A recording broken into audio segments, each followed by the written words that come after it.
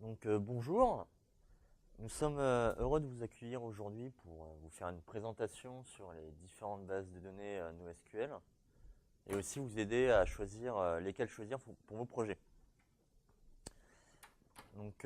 Lors de cette présentation, qui va durer un petit peu plus d'une heure, nous verrons les enjeux du NoSQL, les différentes structures de données qui existent avec ces bases, comment interagir avec ces bases de données. Nous verrons ensuite quelle stratégie à adopter pour gérer les données de ces bases NoSQL. Pour finir, on vous montrera à quel ordre de prix on doit s'attendre lors de l'utilisation de ces types de bases de données. À la suite de quoi, vous pourrez nous poser toutes vos questions. J'ai pas allumé. Je me présente. David Wurstezen, je fais partie du pôle expertise Java. J'interviens sur différents types de missions, que ce soit des missions en industrie ou en banque de finances.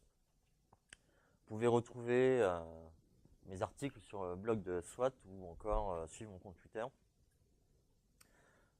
Pour information, j'ai utilisé la base de données, notamment MongoDB, sur des projets avec des délais très agressifs.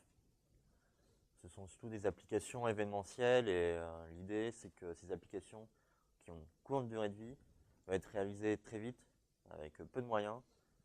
Et c'est typiquement le cas d'usage que j'ai utilisé pour MongoDB, bien que sur un site, ils mettent surtout en avant la capacité Big Data de MongoDB. Donc avec MongoDB, on ne fait pas que du Big Data. Donc moi c'est Wilfried Wavray. Alors contrairement à David, moi je suis en TC Sharp à la base. Je suis aussi parlé de l'expertise côté Microsoft. Ma spécialité à la mienne, donc à la base c'est Azure, donc toute la partie cloud computing de Microsoft. En soi, donc vous pouvez pouvoir me trouver sur mon blog, soit le mot personnel, je suis de SWAT, et sur mon compte Twitter où je suis plutôt actif. Où je vais surtout parler donc, des nouveautés sur la plateforme Azure ou des points techniques assez particuliers comme des migrations mises en place chez des cas un peu plus costauds. Alors pour ma part, en fait, j'utilise à la fois donc, Azure Storage mais quotidiennement pour quasiment tous mes projets, que ce soit pour une base pour rajouter des logs, pour mettre des données, faire des applications pour SWAT, pour des éléments ou des jeux concours, ou même des jeux pour Windows 8, Windows Phone qu'on a créés. Et j'utilise MongoDB. Alors moi, j'ai utilisé MongoDB chez des clients plutôt dans le cas e-commerce. C'est-à-dire que lors d'une migration d'un site e-commerce, on a utilisé en fait MongoDB comme nouvelle base produit pour les catalogues, pour une base catalogue en soi. Donc en migration, donc moi j'ai un vrai cadre du coup de migration chez un client, si on pourra en parler tout à l'heure pour la question-réponse si vous le souhaitez. Savoir comment on les met en place et quelle a été notre réflexion sur ces migrations. Et puis, ça pas tout. Je vais changer. Alors, je vais vous présenter le petit sac corporate de la journée, qui est en fait à propos de SWAT. Donc, je ne sais pas si vous connaissez tous SWAT. En soi, donc on est 300 consultants, un peu plus maintenant. On a à peu près donc, 80 clients. On est séparés plutôt donc, en deux parties, historiquement en .NET et en Java. On commence à ouvrir des parties plutôt sur web, mobilité, voilà. On a des consultants qui veulent le faire et donc qui peuvent le faire, c'est les clients. On va être présent sur des CDS, des ATG et du forfait. Donc, par exemple, récemment, au forfait, l'équipe où je travaille, on a travaillé sur l'application Pôle emploi pour Windows 8 et Windows Phone. L'application, du coup, va s'utiliser. Ou la fourchette, si vous connaissez aussi. Après, on a un pôle, donc, département expertise innovation, autrement appelé DEI. On va retrouver à la fois de l'agilité. On va pouvoir donc, effectuer des missions d'audit, accompagnement et formation. Donc soit à temps plein, soit en temps partiel. Et la partie expert, où David et moi sommes. Et là, on retrouve donc .NET et du Java. Et on va effectuer la même mission que finalement la partie agilité, avec de l'audit, de l'accompagnement et de sa formation. Quelques clients ici, j'espère qu'elle est autre, sinon je peux changer le slide. Le principe, voilà, on a quelques clients, que ce soit en banque finance, dans l'e-commerce, dans les médias, donc c'est assez varié, on est vraiment sur tous les profils disponibles. Ok, donc on va revenir sur le sujet. Pourquoi le NoSQL Pour voir quel NoSQL est utilisé, etc. On va placé dans un contexte de site e-commerce. Donc c'est un site e-commerce classique. On y achète des produits, on se fait livrer, on peut créer son compte utilisateur, etc. Sur ce site, on va trouver différentes catégories de produits, différents prix. Bref, rien que du classique.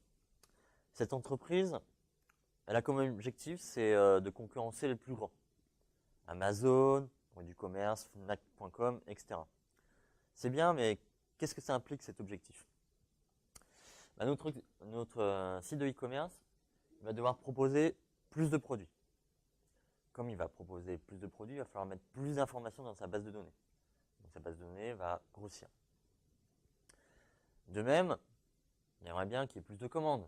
On propose plus de produits, il aimerait bien avoir plus de clients. Donc forcément, il va faire plus de commandes.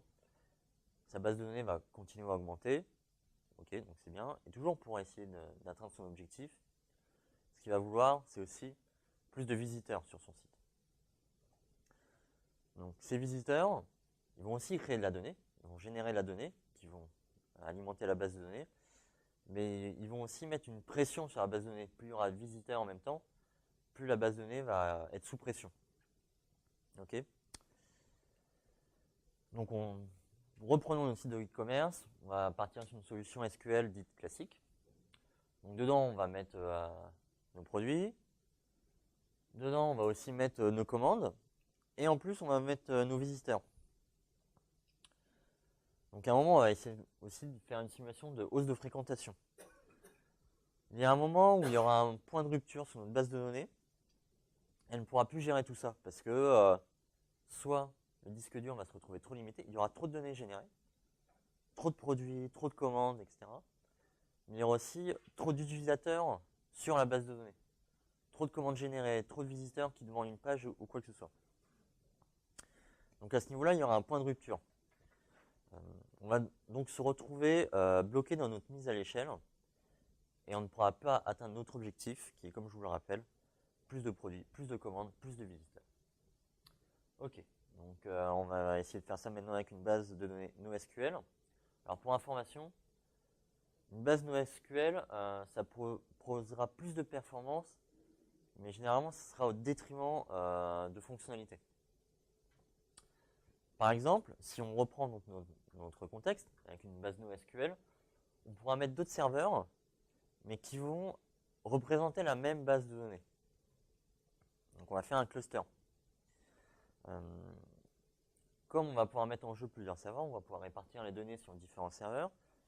Mais derrière, du coup, on va pouvoir aussi répartir la charge sur ces différents serveurs. Donc ce type de fonctionnalité va pouvoir aider à la mise à l'échelle de notre application. Alors, il est cependant aussi possible d'utiliser les deux types de bases de données dans nos projets, que ce soit SQL, NoSQL. C'est pas parce qu'on utilise une base de données NoSQL qu'on ne doit faire que du NoSQL. Par exemple, on peut très bien imaginer mettre toutes les commandes dans une base de données SQL traditionnelle pour garder la cohérence au niveau des transactions, etc. Garder aussi les comptes utilisateurs. Mais pourquoi pas mettre toutes les fiches produits dans une base NoSQL. Il n'y a aucune contrainte technique à le faire. De même, on peut mixer une base de données SQL avec une table NoSQL, mais il est également possible de mixer différents types de NoSQL dans son même projet. Bref, il faut bien comprendre le fonctionnement des différentes tables, de différentes bases plutôt, pour choisir celles qui sont adaptées pour son projet.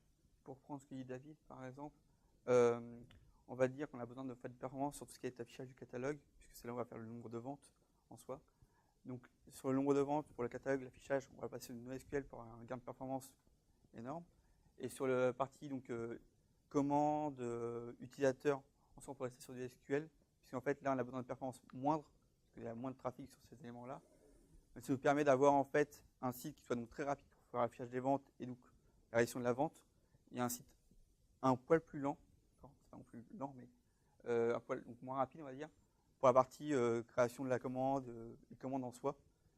Où, du coup, on va vraiment augmenter le bénéfice sur la partie NoSQL et garder en fait un système SQL pour tout ce qui va être à la fois l'utilisateur et les commandes, Du coup, on va pas du tout impacter la partie BI associée à notre site e-commerce, qui va du coup gérer en fait la partie rapport sur tout ce qui va être nombre de ventes par rapport aux utilisateurs, etc.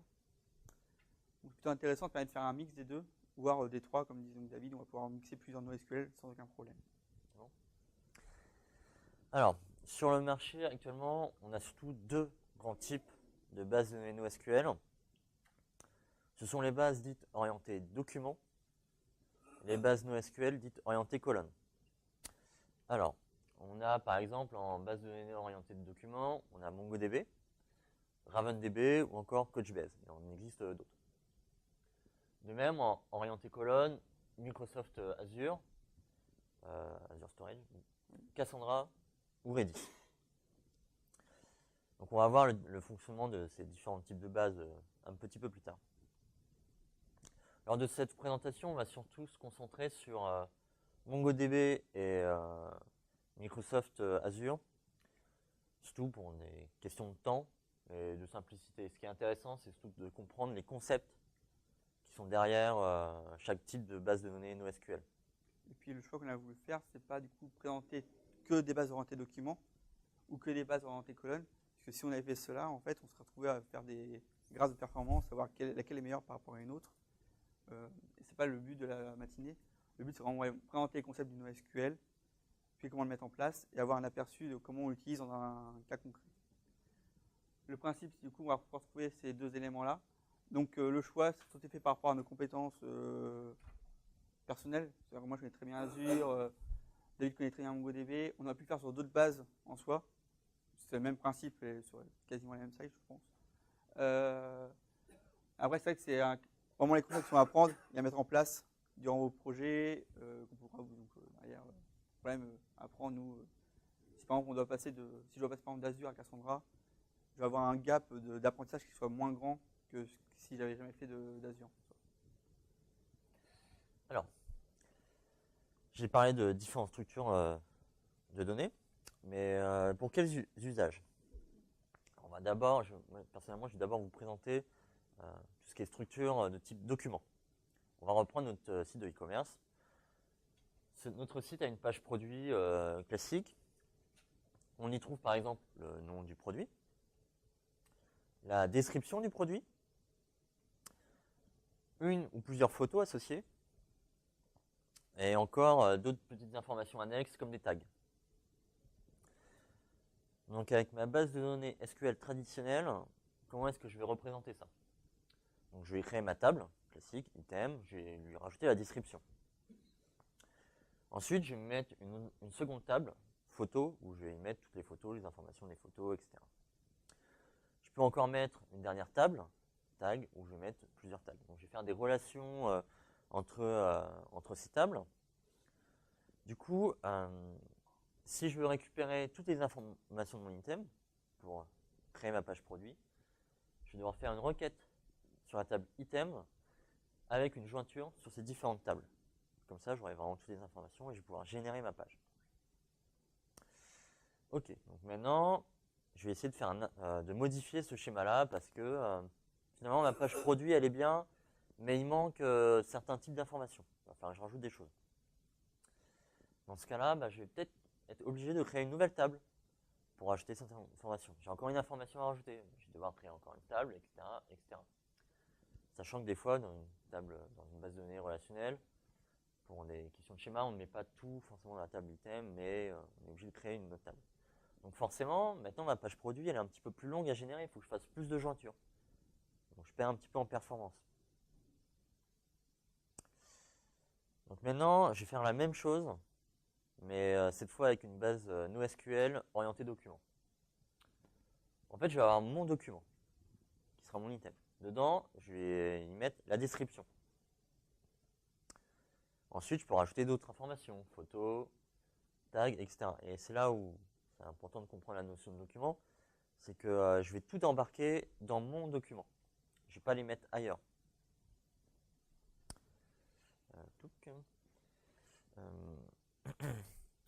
En résumé, en fait, je vais avoir moins de choses à gérer parce que finalement, je vais tout mettre dans mon document. Donc, si j'ai une modification à faire, je ne vais pas avoir de table à créer. J'ai juste un ou plusieurs documents à modifier, à rajouter son information dedans, tout simplement. Donc, ce sera plus simple à gérer par mon administrateur de base de données parce que je n'aurai pas besoin de lui donner un script create table ou quoi que ce soit, pas besoin d'arrêter la production pour passer un script. Directement, les modifications, je les applique dans mes documents. Et puis l'intéressant aussi, c'est que sur mon schéma SQL, tu vas faire une requête pour récupérer un produit, une requête avec plusieurs jointures.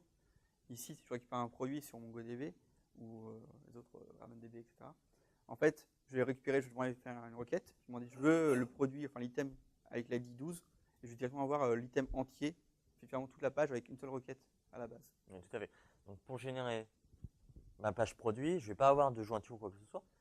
Je l'ai identifiant du produit, et je vais pouvoir récupérer le document associé au produit et remonter toutes les informations en une requête, en un coup, toutes les informations nécessaires pour créer la page produit. Donc plus besoin de jointure. Ça veut dire quoi?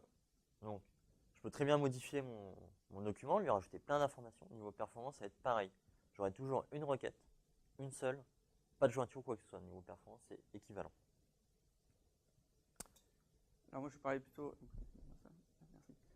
la partie colonne. Donc, alors en colonne, avec sur storage, je continue sur le site e-commerce en soi. Alors, moi, c'est un autre site e-commerce.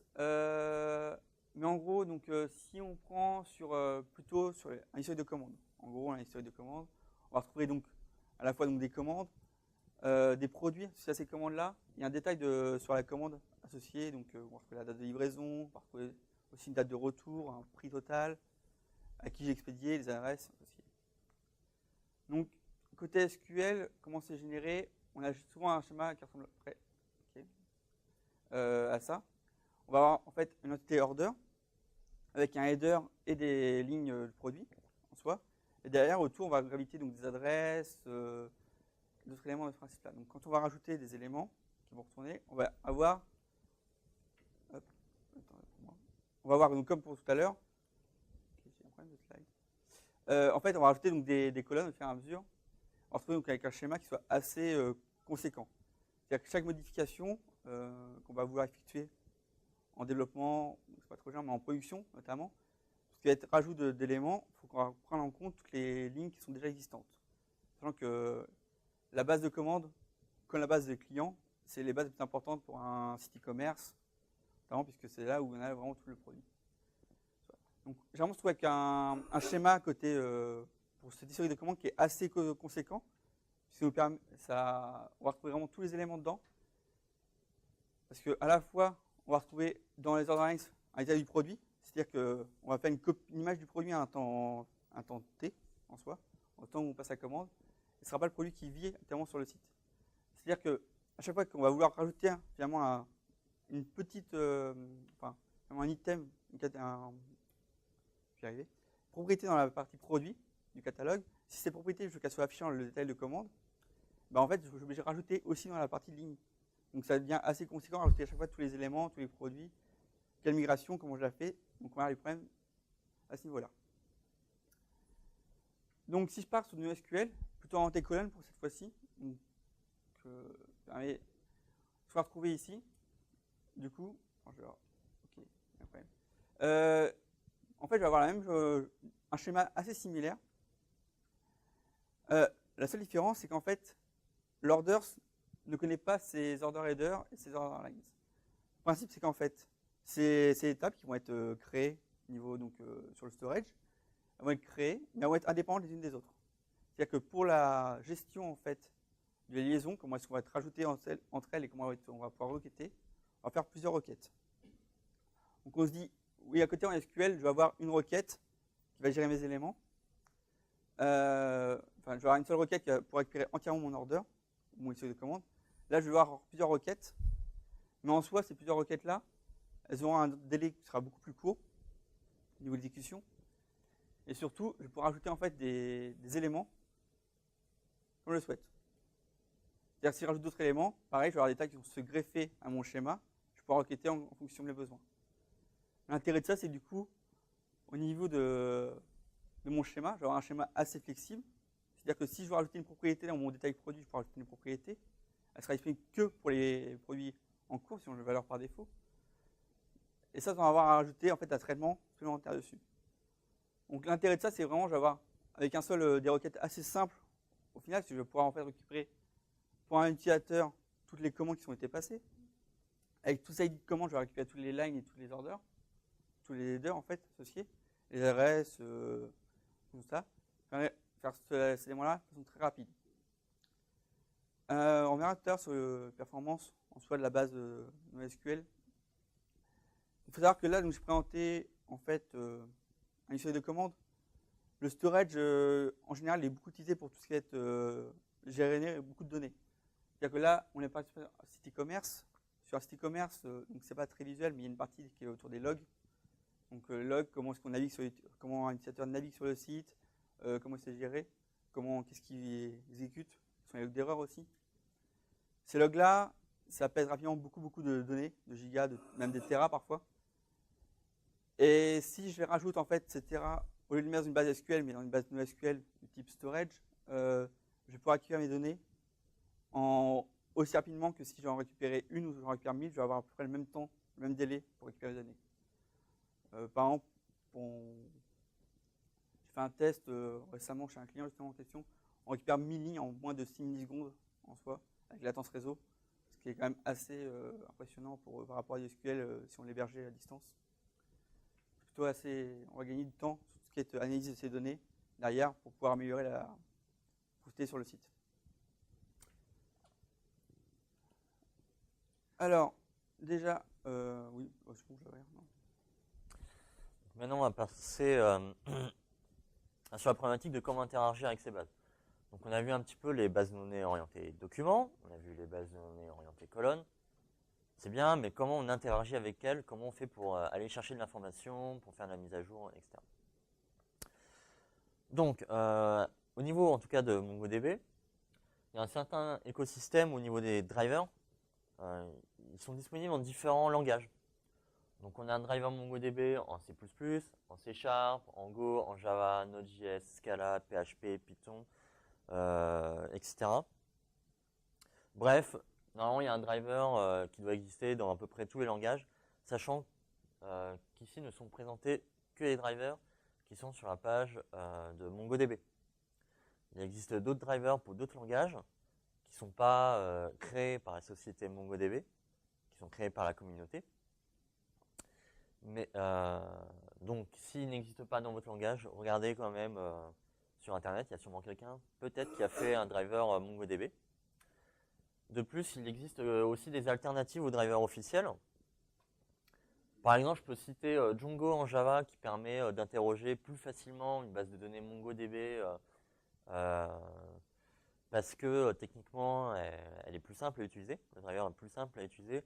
Ou encore ReactiveMongo pour Scala qui lui adopte une approche dite plus réactive sur l'utilisation de MongoDB dans leur contexte.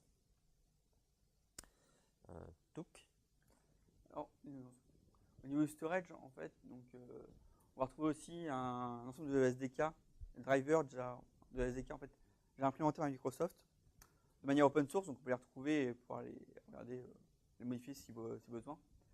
Donc on va retrouver pour .NET, bien entendu, pour Java, pour Python, pour Ruby, C++ et Node.js. Ça, c'est l'ensemble des drivers, donc par défaut disponible. On va pouvoir ajouter, si vous êtes sur .NET avec un simple NuGet pour ajouter en fait l'élément, donc un fil droit de référence. Simplement. En Node.js, c'est un package NuGet, package Node, on va le retrouver dessus. Et si tout ça ne suffit pas, le storage en fait est exposé via des API REST et du Core, donc ça veut dire qu'on pourra imaginer un site entièrement en JavaScript avec du Knockout, de l'Angular, et en fait qui va directement appeler le storage pour pouvoir récupérer les données et les afficher. J'ai des cas d'exemples où c'est utilisé entièrement comme ça, où en fait c'est un site presque statique finalement. Il y a un petit worker qui donne en fait des droits sur le storage en question, qui va pouvoir générer des URL temporaires d'accès. Et le reste, en fait, tout est géré en fait avec des API REST directement depuis le client. Ce qui évite le trafic sur vos plateformes. C'est le client qui va utiliser tout le trafic chez lui et qui va appeler directement Azure. Un gain de temps et un gain de passant pour chez vous.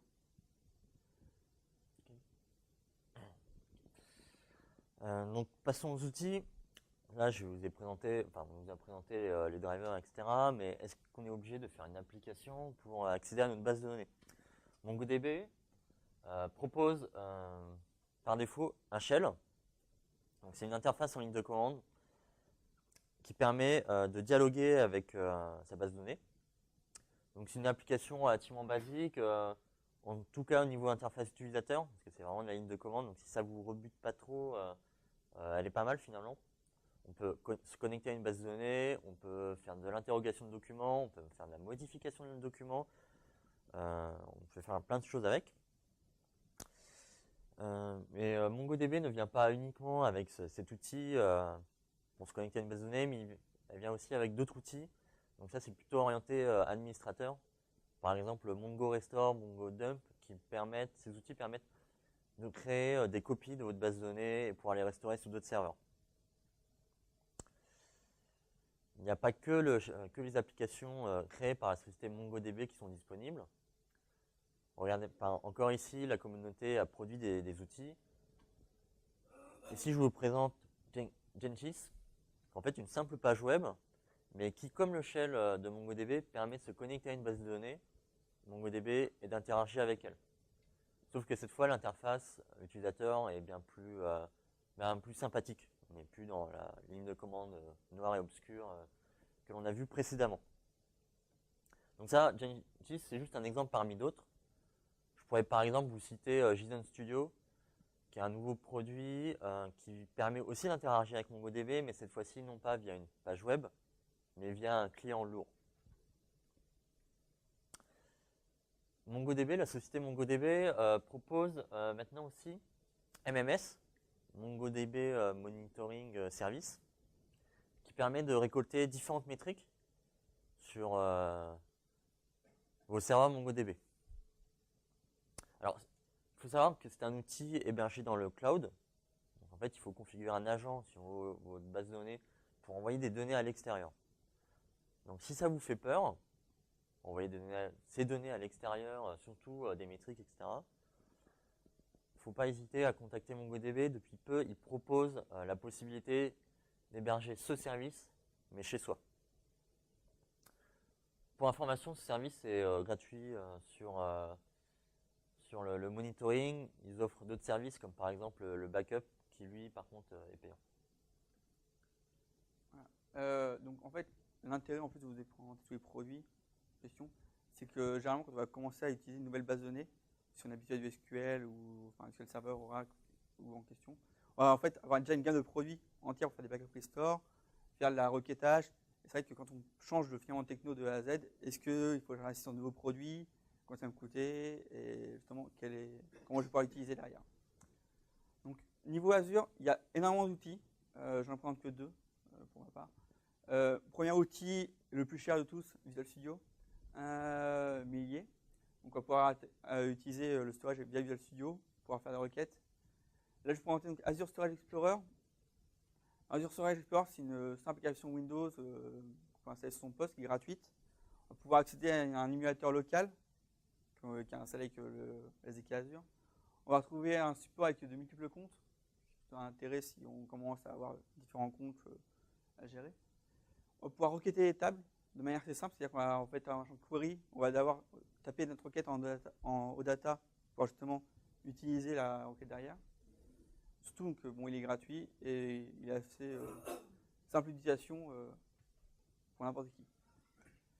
Le deuxième outil que je vais présenter, alors celui-là c'est Azure Management Studio, anciennement appelé Cerebrata. C'est l'outil privilégié de tout le monde qui fait de l'Azure depuis très longtemps, parce qu'il fait le café en soi.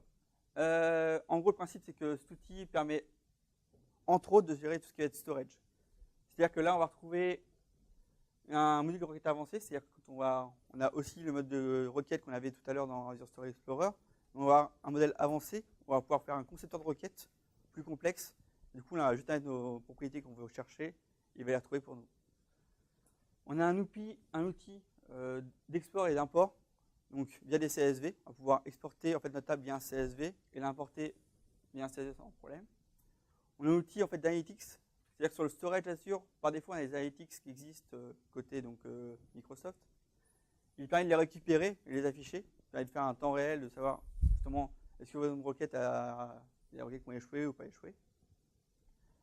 On va avoir une gestion du corse, donc pour pouvoir en fait utiliser depuis un autre domaine finalement votre storage. Par défaut, là, il propose en fait de créer directement l'URL pour pouvoir gérer le corse, quels sont les droits qu'on va pouvoir attribuer. Mais en même, il va même plus loin, c'est qu'il permet de faire le bout de code qu'il a fait en .NET, il vous le donne, depuis qu'à copier-coller. Plus simple que ça, rien à faire. On a aussi permission sur le storage Azure, c'est-à-dire qu'on va pouvoir dire que cette table-là, elle est en lecture pour telle personne, elle est en écriture pour telle personne, selon des comptes AD, mais aussi savoir si finalement la table en question, on peut écrire dedans ou pas écrire pour tout le monde. Bon, bien entendu, c'est payant comme outil, mais il est pas cher en soi, il doit être à 170 €, un truc comme ça. Mais alors moi qui l'ai sur mon PC, en fait, j'utilise que celui-là tous les jours pour toutes mes opérations. Et effectivement, en fait, l'avantage d'avoir un outil qui existe par défaut, c'est que ça vous dit de faire une page web ou un outil interne pour pouvoir en fait monitorer vos éléments. Puisque si vous réalisez en fait un développement interne pour en fait utiliser ces éléments-là chez vous, si par exemple Microsoft met à jour ou si Mongo en fait met à jour en fait son schéma, son driver en question, vous verrez refaire le développement pour pouvoir maintenir cet outil en question. Là, ces outils sont donc soit payants, soit gratuits, mais en fait ils sont mis à jour pour vous. Donc c'est un gain de temps pour l'utilisation derrière. Et là, en plus, c'est un outil totalement offline, puisque vous l'installez chez vous. Et sur des pages web, notamment, il y a quelque chose qui est sorti récemment, c'est Studio, qui est sorti récemment, qui fait la même chose qu'Azure Storage, Azure Management Studio, mais qui est plus cher et qui est payé à la licence utilisateur. Donc, c'est des outils qui existent, permettent un gain de temps, parce que c'est vrai que c'est dommage, je pense, à mon sens, de perdre 2 semaines de développement pour réaliser un produit, alors que si on peut travailler sur un autre sujet au sein d'un projet. Ok. Donc maintenant, on va passer à la partie stratégie de gestion des données dans nos bases NoSQL. Donc tout d'abord, MongoDB. Donc on a notre base de données NoSQL. Et ça, en fait, MongoDB propose un système de réplication. Le premier serveur, notre serveur, on va l'appeler le primaire, le serveur primaire. Derrière, on peut ajouter des serveurs qu'on va appeler secondaires. Qu'est-ce qui va se passer? C'est que toutes les écritures venant du serveur primaire vont être propagées au serveur répliqué. C'est-à-dire que ces deux serveurs secondaires vont être une copie exacte de ces serveurs-là. Il est possible d'imaginer différents scénarios. Par exemple, si le serveur primaire tombe, comme ces deux serveurs sont des copies du premier, un des deux serveurs va être élu et va le remplacer. Ça veut dire quoi? Ça veut dire que si vous avez un problème technique sur ce serveur-là, il y aura une petite coupure, mais juste après, dès que l'élection aura eu lieu, votre application pourra continuer à tourner. Pas besoin d'intervenir. S'il y a un problème de base de données, votre application tourne en se basant sur les secondaires. Il est possible d'imaginer un autre scénario aussi. Donc, ces serveurs, ce sont des copies du primaire, mais nous, ce qu'on aimerait bien, c'est faire un backup, un vrai backup, pas juste une copie incrémentale via le système de réplication. Bonjour. Pour cela, on peut très bien imaginer de demander à son administrateur réseau de dire « Ok, bon, bah, tu me prends un serveur secondaire, tu me le sors du pool, donc effectivement, il ne va plus avoir les écritures. Vous allez backuper ce serveur qui est sorti du pool, et du coup, vous aurez une copie exacte de votre production, sans aucun impact sur votre production, parce que le serveur n'est plus en production, justement. Donc bref, pour faire de la copie facilement et sans perte de performance, c'est très facile avec ce système de réplication. MongoDB propose aussi un autre système qu'on appelle le sharding. Sur notre serveur primaire, on va être limité par la taille du disque dur. Plus on rajoute de données, à un moment, le disque dur il va dire non, j'ai plus de place. Qu'est-ce qu'on peut faire pour continuer à mettre plein de données? On va passer par le sharding. La philosophie, c'est finalement, on va prendre une collection, c'est un ensemble de documents, et on va la répartir sur tous nos serveurs. Donc on va prendre par exemple notre catalogue produit. On va mettre des clés dessus en disant, bah voilà, j'aimerais bien que sur ce serveur, je n'ai que les produits de A à D. Sur ce serveur, je vais avoir les produits de E à V. Et sur ce dernier serveur, j'aurai les derniers produits. Bref, on va vraiment répartir l'ensemble des documents sur un cluster. Ça veut dire quoi aussi via cette fonctionnalité de sharding? Si vous voulez croître en espace disque, il n'y a pas que il n'y a plus que il y a d'autres solutions maintenant que uniquement changer le disque dur. Il est possible de rajouter un serveur pour augmenter en taille. Il est aussi possible sur ce sharding de mettre un système de réplication. Donc il est possible de répliquer vos shards et du coup de profiter du même système de réplication précédemment présenté. Alors, plus en détail sur la réplication. Est-ce qu'on peut profiter de ce système de réplication pour répartir notre charge d'utilisateur? L'objectif, c'est quand même d'être capable de gérer une grosse charge d'utilisateur. Alors, il y a un principe en MongoDB, c'est que les écritures ne se font que sur le serveur primaire. Ok. Par contre, les lectures, on peut très bien dire, voilà, j'aimerais bien que les lectures ne soient faites sur le serveur primaire, mais c'est possible également de configurer les clients pour que la lecture se fasse selon certaines configurations sur le serveur secondaire ou systématiquement sur les serveurs secondaires. Donc le serveur primaire va forcément avoir toutes les écritures. Par contre, les lectures, il est possible de les configurer sur le serveur secondaire. Moi, l'intérêt, en fait, si on prend le site e-commerce tout à l'heure, finalement, sur un site e-commerce, on va créer les produits assez rarement en soi. On va créer surtout des badges de produits qu'on va créer à un moment T. Et par contre, la lecture, qui est le plus important sur le site e-commerce, c'est là où on va beaucoup faire de lecture sur la base catalogue sur un site e-commerce. On va pouvoir finalement accéder sur 3 serveurs différents en lecture contre un seul serveur en écriture, mais l'écriture, c'est côté back, c'est plutôt orienté back un site e-commerce. Ça permet vraiment gagner du temps pour la production et la vente, finalement, derrière, qui sera faite. Peu d'écriture, beaucoup de lecture, et on va pouvoir répartir la lecture sur tous nos réplicas. Alors, il y a quand même quelque chose à prendre en compte. C'est comme je vous ai dit, on fait une écriture sur ce serveur, on va répliquer la donnée et on va pouvoir la lire sur ce serveur secondaire. Il va y avoir un certain temps de latence entre les deux. En plus, avec MongoDB, il est possible de configurer la réplication pour être plus tardive. Par exemple, on peut très bien dire, j'aimerais bien que tu répliques 1 heure après ou quoi que ce soit. Donc il y a une chose importante à faire, c'est si vous faites une écriture et tout de suite derrière une lecture, il est possible que lors de la lecture, vous ne retrouviez pas les modifications faites par l'écriture. C'est normal. La réplication ne s'est pas encore faite.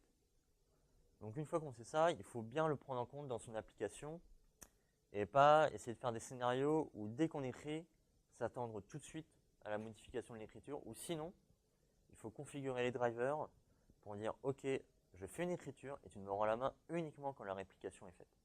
Alors dans ce cas-là, vous pourrez récupérer l'information lors de la lecture. Donc maintenant le sharding. Le sharding, comment on va pouvoir répartir nos données sur différents shards? Alors, il y a un nouveau composant à prendre en compte pour être un petit peu plus simple, j'en ai pas parlé précédemment, mais c'est un routeur MongoS. C'est un petit service en plus qui se charge en fait de dispatcher les requêtes sur vos différents shards. Pour répartir les requêtes sur les différents shards, en fait, le routeur MongoS va se baser sur une clé dite de sharding. Quand une requête avec une clé de sharding arrive, hop, quand on fait une lecture avec une clé de sharding, comme il y a une clé de sharding dans la requête, le routeur il va être capable de dire ah, ta requête, je sais que tous les documents concernés par ta requête se trouvent sur ce serveur. Par exemple, si on fait une requête pour rechercher les produits qui commencent par la lettre B, comme je dis précédemment, ce sont les documents de A à D qui sont sur ce serveur-là. Pareil, je fais une autre requête, mais sur un autre produit, le routeur va être capable de diriger sur le bon serveur. De même, encore une autre requête est capable de rediriger sur le bon serveur. Donc ici, on va avoir une sorte de load balancing naturel qui va s'appliquer. Toutes les requêtes vont effectivement arriver sur le routeur, mais le routeur va les dispatcher sur tous les shards. Donc ce n'est pas un seul serveur qui va être interrogé, mais c'est vraiment tous les serveurs, les uns après les autres. Donc ça, c'était une lecture faite à une clé de sharding. Donc une clé de sharding, c'est un identifiant qui est présent dans chaque document. Dans chaque document de votre collection shardée, il y a forcément cet identifiant. Qu'est-ce qui se... Oui.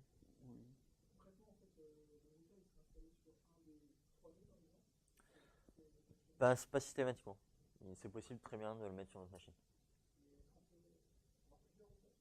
On peut avoir plusieurs routeurs. Par contre, oui, justement, alors, si on rajoute des routeurs, ça va pas avoir une fonction de load balancing ou dans le sens où une requête va taper sur différents routeurs. C'est justement plutôt du failover. Si votre routeur tombe, c'est le routeur suivant qui va prendre la main, qui va être capable de router vos requêtes. Ça répond à votre question?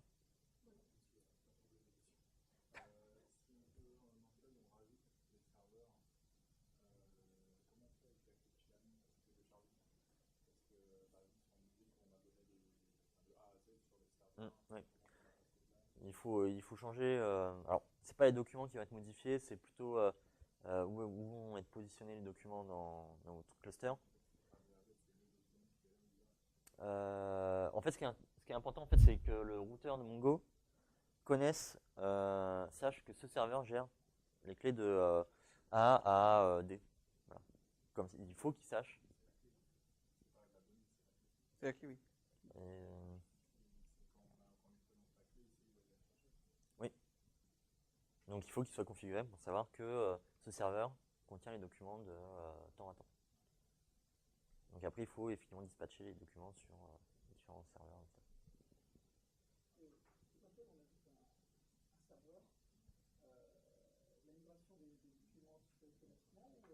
Ah, ça, je ne peux pas répondre. Peut-être Alors, pour le coup, moi je sais pas vu sur. Ce principe-là, ça rend beaucoup la fédération sur SQL Server, enfin SQL Database sur Azure. En gros, le principe normalement, c'est quand on reconstruit le. En fait, quand on va rajouter une clé de sharding, en soi dedans, enfin une plage de documents. Chez moi, ça met du temps à reconstruire. Donc, je sais pas comment faire exactement sur MongoDB, mais je crois qu'il y a un petit moment où c'est plus lent les requêtes. Il y a un problème de. Enfin, c'est plus lent, logiquement. C'est pas aussi rapide.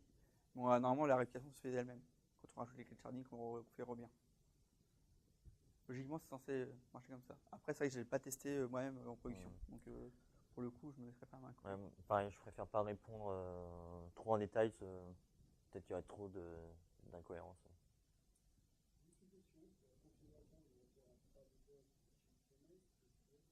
Ça fait longtemps que je l'ai fait. Alors, normalement, il faut mettre un index de shard sur la collection. Je sais plus. Je sais plus, mais c'est pas du XML, ça c'est sûr. Ouais, si, je crois que je commence à me souvenir. Il faut se connecter en fait aux différentes instances de son cluster et faire une configuration qui rapproche plutôt du JSON de mémoire. Mais pareil, il faut faut vérifier. C'est pas une machine, hein, c'est un service. C'est un service. Hein. Touk. Donc maintenant, on va reprendre notre cas de sharding. Donc comme on a une clé de sharding, on est capable de dispatcher la requête sur le bon shard. Mais si on fait une requête de lecture, mais sans la clé de sharding, on va avoir la requête qui arrive au niveau de notre routeur. Comme il n'est pas capable de savoir sur quel serveur taper directement, il va être dans l'obligation de taper tous les shards. D'attendre le résultat de chaque shard et de composer une réponse à partir du résultat de chaque shard. Ce qui veut dire qu'on va être obligé d'attendre la réponse de chaque serveur. Si un serveur est lent, votre réponse sera d'autant plus lente à être obtenue. Donc il faut bien faire attention à bien choisir sa clé de sharding pour que les requêtes aussi utilisent bien la clé de sharding. Sinon, vous allez tout de suite perdre en performance et vous allez effectivement pouvoir mettre beaucoup de documents dans votre cluster, mais il faut exploiter la clé de sharding. Sachant que cette clé de sharding, elle est tout sauf triviale à trouver selon votre contexte projet. Donc ça, c'était côté performance, mais on peut imaginer encore d'autres scénarios. Donc comme je disais avant, sur vos serveurs, votre shard, on sait très bien que les documents de A à D sont ici, que les documents de E à V sont ici, et le reste là. Qu'est-ce qui se passe si un de vos shards tombe? Donc, par exemple, celui-ci. Il a un problème, le bâtiment brûle ou quoi que ce soit. Le routeur, votre application, en fait, comme ce serveur il est down, on connaît l'ensemble des documents qui ne sont plus accessibles. Ça veut dire que votre application, elle va être capable de, uniquement pour ces documents-là, mettre un message d'erreur. Ok, c'est pas génial, on aimerait bien que ça continue de marcher. Mais toujours est-il que pour tous les autres documents, comme vous passez par une clé de sharding, on sait que ça marche. Donc votre application, elle peut continuer de tourner. Alors c'est pas un fonctionnement nominal, c'est un mode dégradé. Mais sur tous les autres produits, on peut afficher une page produit. C'est uniquement un ensemble de produits qui est affecté et vous êtes capable de gérer cette situation-là parce que vous connaissez l'ensemble de produits affectés. Les répliquer en fait. Comme je disais avant, on peut aussi mettre un serveur secondaire. C'est vraiment, là c'est surtout pour dire, quand il y a vraiment une situation problématique, on peut continuer de tourner, pas forcément sur 100% du site, mais 80%, 90%, quoi que ce soit. On peut continuer en mode dégradé. Ça, c'est pour toi. Non, c'est pour moi encore. C'est pour moi. Donc MongoDB, il faut savoir qu'il ne propose pas de jointure. C'est pas possible de dire je veux requêter un document et j'aimerais bien que tu me fasses une jointure avec un autre document qu'on a l'habitude de faire avec un système de base de données plus traditionnel. Ah, pupille. Non, mais il vient de changer. Je sais pas. Non, c'est pas grave.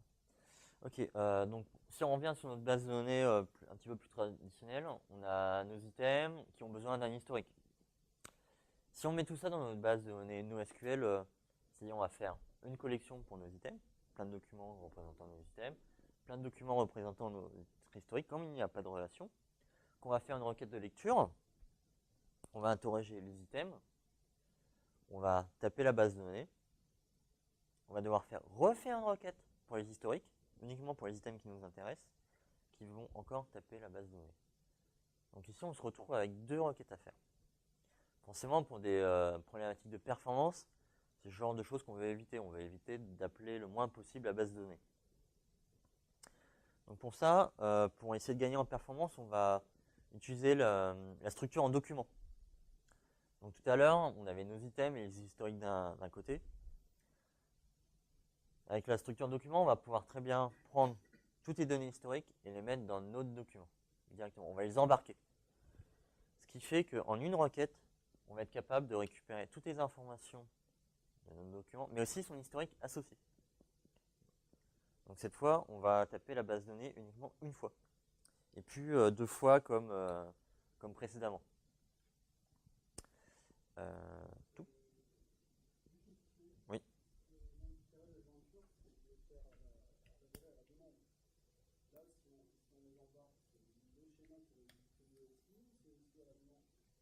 Non, c'est le schéma qui l'embarque. Après, effectivement, là, Oui. Là, on parle d'item historique, mais si, par exemple, je prends sur un site e-commerce, on prend exemple tout à l'heure la fiche produit, on va avoir l'ID produit, dedans, on va avoir une liste de photos, on aura toujours besoin de la liste de photos, on va avoir la description, les différentes tailles. En fait, c'est des éléments qu'on va faire toujours.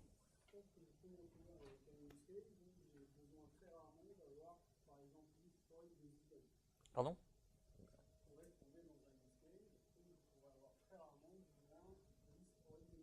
Là, le mieux, c'est d'avoir, comme c'est très rarement, comme vous dites, justement, c'est d'avoir 2 tas différentes. On ne va pas l'embarquer.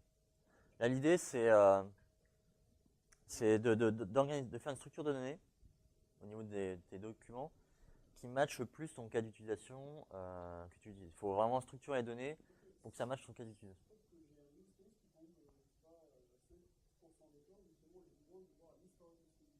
Mais à la limite, du coup, ce cas-là, il est rare. C'est l'inverse, en fait. Ouais. En fait, c'est l'inverse. Il faut dire que j'ai 95% du temps où je pose un que de l'item. et 5% du temps, j'ai pas l'historique. Donc là, comme c'est 5% de mon temps, je peux faire 2 requêtes. C'est moins coûteux que de faire une requête avec l'actualité. Chaque fois. Vous voyez ce que je veux dire ou pas? En fait, l'intérêt, c'est que là, 80% de mes requêtes que je vais avoir à faire, je vais avoir que l'item, pas l'historique. Donc je vais faire une requête pour mes items. Là, je vais avoir donc mon cas finalement nominal, celui-là, donc je vais avoir tous mes éléments. Et le cas, qui est donc plus rare, donc celui de 5% en soi, là, je vais pouvoir faire 2 requêtes. Niveau performance, ça ne me gênera pas, puisque du coup, là, je vais avoir beaucoup moins de requêtes sur 5% en question. Faire 2 requêtes, ça ne me gênera pas de le faire à ce moment-là. Je vais faire une seule.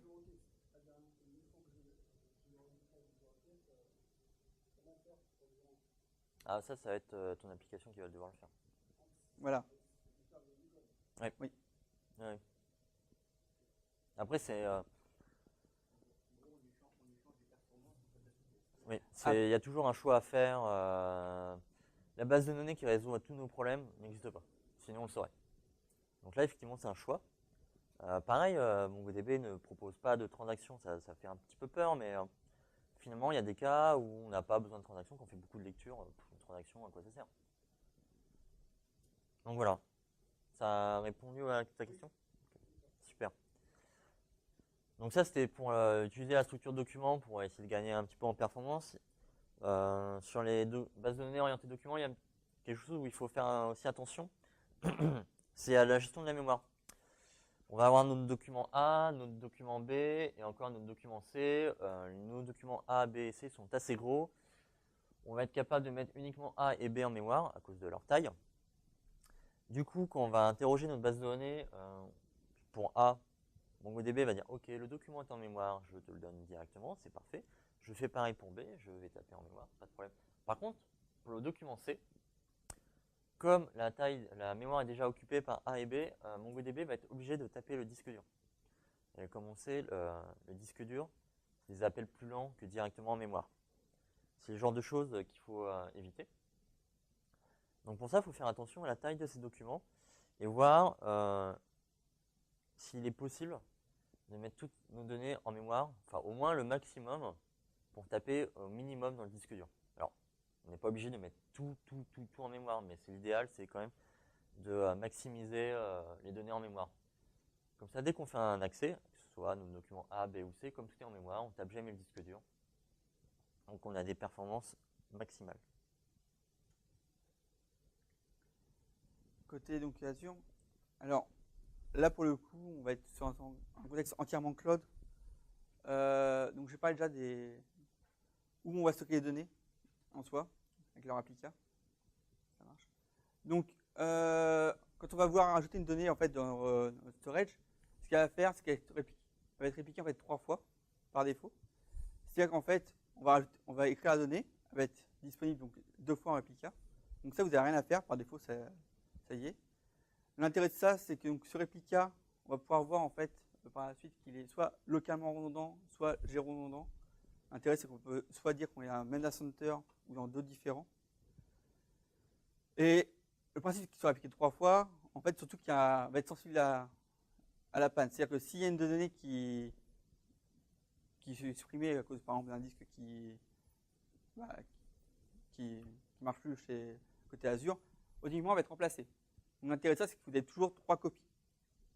Donc voilà, l'intérêt, c'est voilà, toujours 3 copies, et comme on a ces 3 copies-là, on est sûr d'avoir une donnée qui soit disponible et valide. Au niveau donc, de la géoréplication, comme je disais, donc en fait, on va déployer sur 2 data centers différents. Et en fait, donc ces data centers sont séparés d'au moins 500 miles. En kilomètres, je ne sais pas comment ça fait, mais c'est pas parlant en soi. Donc, comme ils sont séparés, l'intérêt c'est que si on a une coupure sur un data center, en fait, le data center est toujours disponible. Et en fait, Microsoft permet, en fait, eux appuient sur finalement le bouton rouge qui dit on redirige vers l'autre trafic. L'intérêt, c'est que si en plus vous êtes sur 2 data centers, vous pouvez justement activer sur le réplica dans l'autre data center un mode en lecture seule. C'est-à-dire que vous pouvez faire la lecture seule sur l'autre data center. L'intérêt de ça, c'est que voilà, si vous avez donc, comme on disait, beaucoup de lectures à réaliser, il suffit d'activer finalement une deuxième lecture dans l'autre data center. Donc ça peut être intéressant sur tout ce qui est plutôt application hébergée sur plusieurs, soit plus orientée mondiale en soi plutôt que française, parce que là on aura 2 data centers qui vont pouvoir répondre. logiquement, on préfère toujours répondre aux data centers plus proches. Niveau des données en soi. Donc, si on prend mes données, donc là par défaut, donc ça c'est un schéma de table storage. En soi, on va retrouver donc une partition key, une row key, qui sont en fait les deux éléments qui vont faire un index sur notre sur notre table, en fait sur chaque ligne. Je vais faire les mots aujourd'hui. Donc là, si on dit qu'on a sur un serveur A, on va retrouver tous nos produits, table products. En soi, par défaut, quand la table en fait commence à devenir assez importante, Microsoft par défaut le fait. Donc pour vous, il fait la file sharding. C'est-à-dire qu'il va prendre donc, on va retrouver tous les éléments. Donc en fait ici, je vais remettre là. Ici on a une canoë, donc on voit que ça commence par un C. Ici donc back ça commence par un B. Voilà. En fait par défaut, ce qu'il va faire, il va faire du sharding. Il va dire en fait, bah, comme on a beaucoup trop de données, on va sharder sur plusieurs serveurs. Mon intérêt, c'est qu'il le fait pour vous. Donc le sharding, finalement, quand vous voyez que MongoDB qu'il fallait configurer de A à Z, là, il est automatique. Donc sans aucun problème, il va tout le monde pouvoir se caler sur nos serveurs disponibles. Mon intérêt de ça, c'est voilà, on va retrouver donc là tous les éléments qui sont entre back et canoë, enfin qui sont en dessous de canoë, et après tous ceux qui sont au-dessus de canoë. L'intérêt de ça, c'est voilà, ils vont sharder, on va retrouver, ils sont répliqués tous. L'intérêt de ça, c'est qu'on va gagner un gain de temps sur tout ce qui va être lecture de documents et de la table. Ça, c'est vraiment pour le sharding. En soi, vos performances annoncées, ça marche plus. Si, c'est bon. Performances annoncées, on met sur du cloud en fait. Donc, au lieu de vous faire un schéma avec des graphiques en soi, je vais vous donner les tailles en fait qui sont les chiffres annoncés par Microsoft en soi. Un compte de stockage peut faire jusqu'à 500 terabits, ce qui normalement suffit pour mettre beaucoup de données. Sans qu'on peut en créer plusieurs par compte Azure. On va se trouver en fait sur un nombre de requêtes par seconde qui est à peu près de 20 000 entités ou de messages. Donc soit 20 000 entités qu'on va récupérer en requête, soit 20 000 requêtes différentes en fait qu'on va envoyer pour récupérer un message chacune. La bande passante entrante est de 5 Go et celle sortante est de 10 Go quand on est en jeu redondant. Il faut savoir que pour les US actuellement, il y a une nouvelle infrastructure qui est mise en place sur Azure qui permet en fait de tripler la bande passante entrante et la bande passante sortante elle est doublée de mémoire. Donc ça permet d'avoir une meilleure bande passante. Normalement, on espère, enfin, pas de problème, elle sera mise en place en Europe bientôt. Et maintenant, si vous êtes en localement redondant, mais en fait, vous avez une meilleure bande passante puisque du coup, vous n'êtes que sur un seul serveur, un seul data center et pas sur deux data centers pour faire vos requêtes. On est intéressant que vous pouvez faire énormément de requêtes dessus, un problème de performance en question. Parce que que 20 000 entités à la seconde, ça suffit amplement pour un site en soi. Donc après, vous pouvez paralyser ces requêtes-là en question. Si vous le faites avec des requêtes sur plusieurs serveurs, ça permet en fait de paralyser ces éléments-là. Alors, la question quand on parle de cloud ou qu'on parle de n'importe quel élément, c'est souvent combien ça me coûte. Donc ce qu'on s'est dit avec David, c'est qu'au lieu de vous donner un prix figé en disant voilà, ça va vous coûter 3 000 € en soi, on va vous donner un exemple pour chacun, à la fois pour du storage et pour MongoDB. Avec MongoDB, donc plusieurs versions. On va vous montrer donc à la fois en version on-premise et en version cloud, pour vous donner finalement un ordre de prix sur combien ça peut coûter dans une DSI, en fait rajouter du NoSQL dans nos projets. Ok, donc on va repartir sur du MongoDB self-hosting, donc du MongoDB qu'on va héberger chez nous. La stratégie qu'on va prendre, c'est on va prendre un serveur primaire, un serveur qui va avoir toutes les écritures. Moi, j'ai vite regardé sur internet, ça coûte environ 1 000 €. Derrière, on aimerait bien avoir une certaine sécurité au niveau de l'information, donc on va quand même mettre 2 réplicas. Donc on va racheter 2 serveurs. Donc pour l'instant, on atteint environ 3 000 €. Okay. On a des problématiques de performance, et aussi pour être un petit peu plus équitable par rapport au cloud, on va mettre des disques durs SSD dans tous nos serveurs. Donc c'est pour environ 100 Go, donc c'est environ 150 € le disque dur de un peu plus de 200 Go. Donc on atteint une somme de 3 450 € environ. Ce qui est important de garder, c'est juste l'ordre de prix. Voilà, donc là c'est finalement du self-hosting. Donc c'est-à-dire que là on garde ça chez nous, en fait, chez soi on va le garder. C'est-à-dire que si on a par exemple une panne sur un disque ou sur un serveur, pourra le changer, donc il y aura un autre coût à rajouter. Oui. Mais sinon, ça, c'est un coût fixe finalement sur la durée. Ça, c'est vraiment un coût d'infrastructure, hein. C'est pas un coût aussi. Ça ne prend pas en compte le coût de vos équipes de formation, quoi. Donc à côté, on va faire la même chose, mais sur du cloud. Donc, on a toujours nos 100 gigas de données. Donc le cloud, ça marche beaucoup, comme on peut le voir, sur à l'usage. Vous ne payez que ce que vous utilisez. Donc on a fait une simulation. Donc il y a plusieurs fournisseurs MongoDB dans le cloud. MongoLab, MongoHQ, il y en a plein. Donc c'est au giga au mois, c'est 14, enfin c'est 18 $, mais environ 14 euros le giga au mois. Donc comme on a 100 gigas, si je me suis trompé dans mon calcul. Ouais. Il y a une erreur. C'est peut-être un peu cher. Je vais, ouais. Donc on va repartir ce calcul-là. Sur un an, donc Sur on va 10 gigas du multiplier coup. par 12. Ouais, sur 10 gigas, on va dire. Mais inclus dedans, on a la mise à l'échelle qu'on n'avait pas avant. On était limité par nos serveurs. Automatiquement, si vous avez un pic de charge, ça va se caler. Vous avez aussi un backup inclus. Donc, alors, ça dépend des hébergeurs, mais ils ont une stratégie de backup. Ça copie vos données, vous pouvez les restaurer ou quoi que ce soit. Et après, on a d'autres services. Par exemple, on peut choisir sa zone géographique. Ce qui est intéressant, par exemple, si vous savez que votre application elle est hébergée aux USA, vaut mieux mettre sa base de données aux USA qu'en Europe pour des questions de latence. Donc, sur ce calcul-là, on peut voir que c'est moins cher que l'infrastructure hébergée chez soi. Et après, si on prend sur du coup 100 gigas, vraiment, et pas 10 gigas du coup, Ouais. alors, on est à peu près sur le même prix en fait, sur le même ordre de grandeur de prix. On n'est pas sur un prix exorbitant derrière. Parce qu'en plus, on va pas rajouter donc la mise à l'échelle, le backup, qui vont être par défaut dedans. Ça peut être un gain de performance pour tout ce qui va être sur votre solution, quoi. En fait, ce qui est important de voir aussi, c'est le service offert par le cloud ou qui n'est pas offert par le cloud. Parce que dedans, donc, on a la mise à l'échelle, etc. Mais c'est que pour un an, donc au fil du temps, ça va nous coûter de plus en plus cher.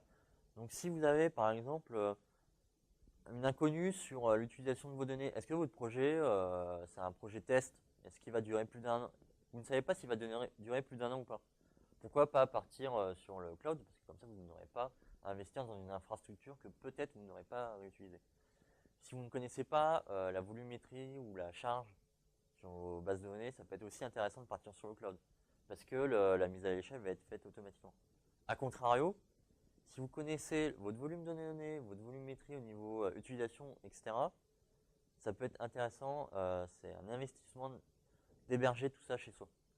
Sachant qu'il faut donc aussi en prendre en compte la formation de ses équipes, etc. Donc le cloud peut être un choix intéressant au début de projet ou s'il y a beaucoup de charges sur vos applications. Donc, par contre, pour Azure, comment ça se passe? Pour Azure, par contre, alors pour le choix, on n'a pas le choix, c'est du cloud. Donc alors là, donc, je ne sais pas si vous avez suivi, en fait, sur le cloud computing, il y a une guerre des prix entre Amazon, Google et Microsoft. Donc les prix ont encore baissé chez Microsoft récemment, suite à les annonces de Google. Donc on se retrouve en fait à... Donc là, c'est un prix au mois, donc mensuel. Je parie sur un système de 10 Tera de données. 10 Tera de données, parce que pour moi, je suis parti plus sur une optique de log en question ou de big data. 10 Tera de données qu'on se retrouve avec à moins de 700 000 gigas. Sachant qu'au bout d'un moment, il y a une réduction, en fait, c'est dégressif le prix. Plus on a de gigas et de Tera en fait, mis en place, plus on a une réduction. On se retrouve finalement sur un prix total de 487 € en moyenne. Donc ça, c'est les prix réels, enfin, au prix de la semaine dernière, en gros. Sachant que les prix évoluent tout le temps, donc on peut d'ici là encore avoir des baisses de prix. Jamais de hausse, plutôt des baisses. On va avoir un réplica local qui va être inclus, un réplica sur un data center ou un deuxième local qui est aussi inclus. Donc là, ça permet d'avoir une vraie sécurité de données par défaut. Alors, sur Storage Azure, on a en fait, tout à l'heure, je vais parler rapidement des transactions, donc finalement les requêtes qui sont effectuées. Ces requêtes sur Azure sont payantes, comme sur tout cloud computing en soi qui expose un service de storage, que ce soit Google avec son Bigtable ou Amazon aussi, via leur storage Amazon. En soi, donc là, la requête, c'est 4 centimes le million de requêtes. C'est pas beaucoup, mais c'est quelque chose à prendre en compte. Donc, je paye sur 1 milliard de transactions. Il y aura 37 euros. On a la bande passante en compte sur le cloud qui est incluse. Et on va se retrouver avec une intégrale bande passante sortante qui elle est payante. Et on va se retrouver donc à 89 euros. J'ai oublié de le mettre dans le schéma en question. On a aussi le backup qui est disponible sur Storage Azure. Alors celui-là, il est gratuit comme backup. Actuellement, il est gratuit, c'est en preview. Il n'y a pas de préannoncé, mais on peut faire des backups. Et après, il est stocké en fait dans le blob storage, qui est finalement le pendant du table storage, mais côté plus gestion de fichiers, qui permet de garder finalement une copie de data. Donc le backup est gratuit logiquement pour le moment, mais le stockage de ce backup est payant. Moins cher que le giga est moins cher que celui du table storage. Alors, si vous avez des questions ou des réponses, ceux qui n'ont pas encore posé, ou d'autres éléments, peut-être si vous voulez des use cases qu'on nous a mis en entreprise, qu'on a déjà effectué, on peut en parler, comme vous souhaitez. En tout cas, merci pour votre écoute. Et puis, si vous avez des questions, n'hésitez pas. Sinon, il y a nos contacts, nos informations ici, sur Twitter et sur nos adresses mail. Alors pour le coup, c'est vrai qu'on n'a l'habitude pas. C'est prénom.nom@swat.fr. Voilà. Oui. Dans la comparaison entre l'orienté document et l'orienté colonne, il y a un truc que j'ai pas parfaitement bien suivi. Donc orienté document, pour des exemples de photos, là une photo sur un document, on fait une requête et on a. Oui. En orienté colonne, j'ai bien compris, on a plusieurs tables. En fait, on va avoir plusieurs tables en question. Comment on fait pour obtenir le tout? En fait.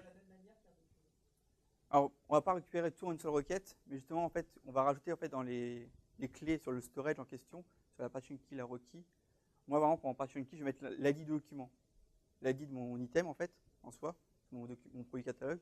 Et en fait, quand je vais recruter sur l'ID, je vais avoir toutes mes photos qui vont arriver. L'intérêt de ça, c'est que surtout, c'est plus rapide que sur du SQL, en soi, pour la gestion de récupération de toutes les requêtes. La gestion de toutes les requêtes, une par une, sera plus rapide. Et je vais pouvoir faire, en fait, donc, comme le monsieur à côté disait, faire en fait, finalement des requêtes indépendantes sans avoir finalement à chaque fois une grappe d'objets qui revient. Après, moi, j'ai montré sur l'historique en soi de commandes, mon système. C'est vrai que moi, j'utilise beaucoup plus pour des logs ou quand je veux faire l'absorption de tweets ou de Facebook en soi, où je vais récupérer beaucoup de données.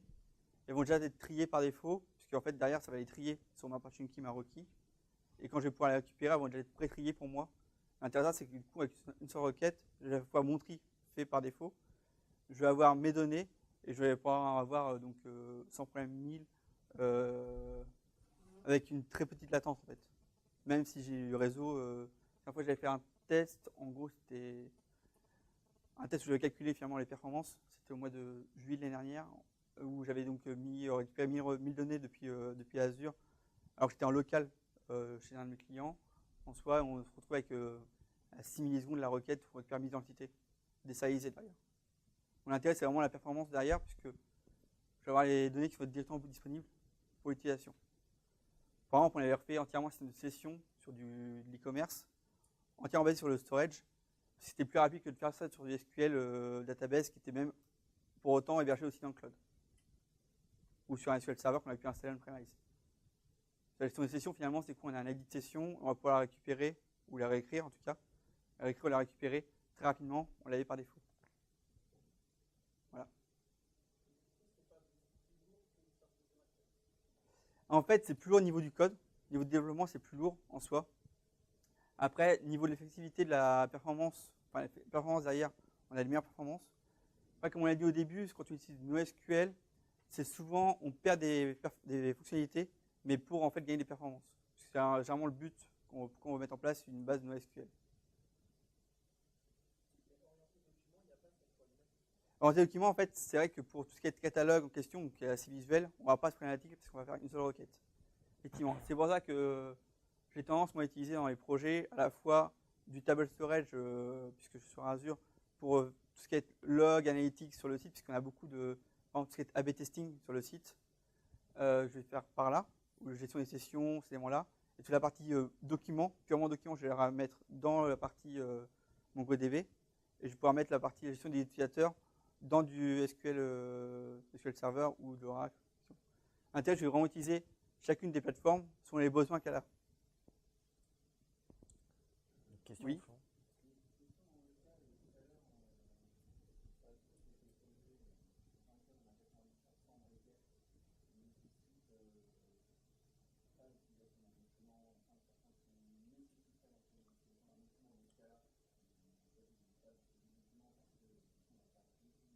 Hmm.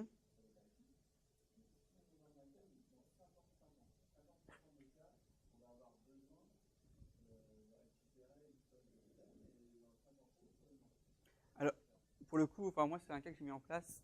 En fait, donc c'était donc sur un site e-commerce, pareil. On avait donc une page liste produit. On avait donc tous les produits associés à une recherche sur le site. Après, on a une page détail produit. Donc finalement, on n'est pas dans 50-50, mais c'est quasiment le même chiffre. En fait, on a fait deux documents. Un document qui représente en fait finalement, oui, c'est rassurant. Un document qui représente en fait finalement la liste en soi. Donc, on va récupérer un ID produit, selon tous les ID produits renvoyés par un moteur de recherche, donc comme NDK ou Fred Hopper. Récupérer tous les documents associés. Et là, je vais avoir ma liste produit. Donc, ce sera des documents de tous mes produits finalement, mais allégés par rapport à mes produits détails. Et après, par contre, je vais avoir une autre table à côté qui va récupérer tous les détails de mes produits. Donc, finalement, c'est plus compliqué à maintenir en écriture, mais là, c'est du back-office en fait sur l'écriture. Donc, je ne vais pas avoir de perte de latence sur la fonctionnalité en production. En fait, il y a des frameworks qui existent, mais le problème en soi, c'est que plutôt c'est orienté business. C'est-à-dire que les problèmes de jointure en question, c'est des problèmes business, savoir comment tu veux les faire ou pas les faire. Du coup, c'est vraiment à toi de les mettre en place de côté. Parce que si tu prends quelque chose de tout fait, tu vas avoir des performances qui ne vont pas être celles que tu attends, puisque du coup, tu vas retrouver sur des requêtes qui vont être déjà pré-générées, celui qui a fait la jointure lui-même, et est-ce que tu n'es pas sûr que ça récupère ce que tu veux. Je vais me permettre de répondre à la question. Alors, effectivement, pour le côté framework, si tu utilises un framework, finalement, tu ne vas pas forcément profiter des performances que tu essaies de rechercher. Donc, il faut faire attention à ça. Et pour revenir sur la question 50-50, est-ce qu'il vaut mieux embarquer le document ou pas? Il y a peut-être d'autres critères à prendre en compte. C'est par exemple comment tes données vont évoluer. Là, on a parlé d'un historique. Donc, on va prendre notre document, on va imaginer le scénario, on embarque l'historique dans notre document. Si oui, tu as peu d'historique, il n'y a pas de problème. Par contre, s'il grossit beaucoup, énormément et bien trop, ton document il va prendre trop de place en mémoire et à un moment, il y a aussi une limite technique dans MongoDB que tu ne pourras pas dépasser. Et cette limite, elle est justement là pour des questions de performance. Donc, s'il y a un choix à faire, tu peux peut-être aussi réfléchir sur d'autres critères, genre est-ce que mon document va trop grossir ou pas, pour savoir si oui ou non il faut embarquer les données dans ton document. Est-ce que ça répond un petit peu plus à ta question? Non, pas beaucoup plus. Ouais. Hmm. Ouais. Ça, oui, C'est oui. ça.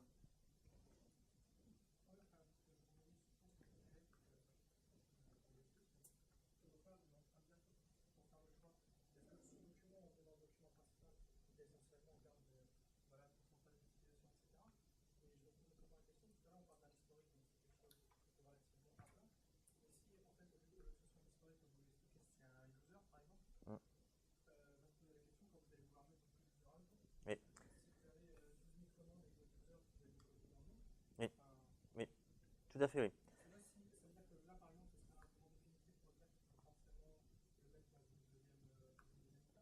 Alors, donc, je pense que c'est l'une des choses les plus compliquées en MongoDB, c'est choisir comment bien structurer ses données. C'est le truc qui fait un petit peu plus peur personnellement. Mais pour reprendre ton exemple, donc on va dire des commandes avec des utilisateurs. L'utilisateur change de pseudonyme. Tu vas embarquer toutes les informations utilisateurs dans chaque commande. En fait, là, tu vas avoir deux choix à faire. Soit, effectivement, tu vas être obligé de mettre à jour chaque document qui parle de l'utilisateur. Donc, ce n'est pas une opération qui arrive tous les jours. Donc, déjà, ok. Alors, est-ce que c'est problématique? Oui, tu seras obligé de le faire. Mais après, il y a une autre possibilité de se dire, c'est finalement la commande, elle est immuable dans le temps. Ta commande, elle a été faite pour cet utilisateur. Donc, c'est un choix. Hein. On est d'accord, hein, c'est pas une solution, c'est un choix. C'est finalement, si tu renommes l'utilisateur, est-ce que tu as vraiment besoin de renommer toutes ces commandes? Après, Voilà, ce qui est vraiment compliqué pour ma part, je trouve, c'est choisir le bon schéma sur le bon métier. Il faut bien connaître son métier. Quoi.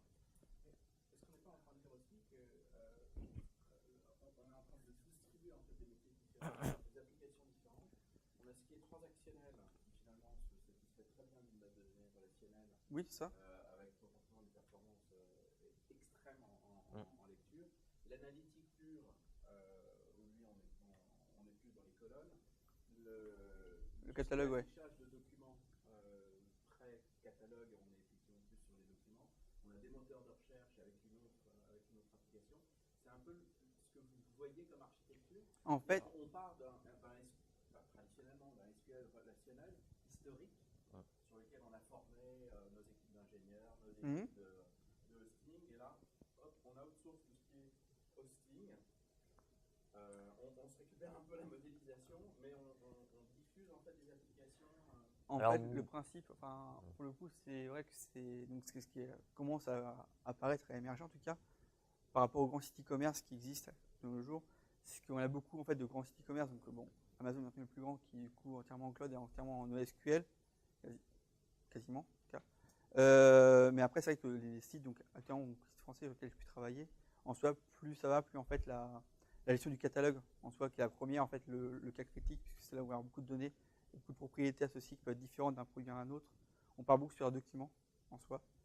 Pour l'analytics, actuellement, si on regarde bien, c'est ce qu'on fait sur beaucoup de clients. En fait, il y a un système BI qui va faire l'extraction de la base de production, qui va mettre dans une autre base pour pouvoir les traiter derrière. Donc, il y a déjà un traitement qui est déjà réalisé et qui n'a pas fait directement sur la base de prod. Après, ce traitement, il est refait sur du SQL parce qu'on a beaucoup d'outils de BI en SQL en soi. Mais si par défaut, il serait stocké sur un moteur qui permet de gérer de l'analytics, par exemple du table storage qui peut directement intégrer de la double dessus pour pouvoir faire en fait, du traitement analytics ultra rapide ces éléments, ça va être un gain de temps du coup pour les équipes derrière en BI. Au lieu d'attendre un rapport 24 heures, on l'a en 5 minutes. Voilà. Après, effectivement, le risque qu'on peut voir actuellement quand on parle d'une migration sur du NoSQL, c'est qu'il ne faut pas tout migrer d'un coup, dire on va migrer à la fois tout le catalogue en NoSQL et tout l'analytics aussi en NoSQL, mais le faire au fur et à mesure. Soit. Et la première chose qu'on fait généralement, c'est donc le NoSQL pour les documents, pour le catalogue, puisque c'est là où on va vraiment avoir besoin de performance. Parce que maintenant, plus ça va, enfin, on retrouve sur des sites où en fait l'affichage est quasiment instantané pour les produits. Et quand on commence à avoir un site qui est déjà plus lent, on perd l'utilisateur et c'est gênant. Pareil, pour répondre un petit peu, finalement, les bases de données SQL répondent très bien à la majorité des cas. Mais NoSQL, il est là surtout pour répondre à des cas un petit peu plus extrêmes, montée en charge, grosses données, etc. Donc oui, on va un petit peu exposer, mais c'est pour répondre à des problématiques plus spécifiques. Ça reste très pointu. Bah, ça reste pointu en soi, effectivement, oui, parce qu'on a beaucoup, enfin, c'est pas tout le monde qui a besoin en question. Mais après, enfin, moi, je vois en tout cas sur Azure en question, je travaille beaucoup avec des startups en fait. Je suis dans une venture. Le SQL database sur Azure coûte 7,49 le giga. 7,49 € le giga. Juste hors de prix pour les startups qui n'ont juste pas d'argent de base. Si elles peuvent passer sur un système à 0,07 centimes, le giga, elles sont très contentes. Bizarrement. En soi. Après, effectivement, on tend un peu le NoSQL pour faire des schémas classiques qu'on peut avoir actuellement, de nos jours. Effectivement, pour les cas vraiment pointus, le NoSQL répond beaucoup plus simplement par rapport à l'SQL, notamment en termes de prix, parce que le SQL prend énormément de ressources.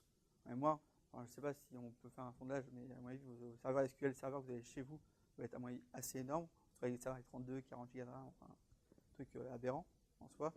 Alors qu'il n'y a pas le besoin en soi, c'est juste parce que l'SQL tourne plus vite.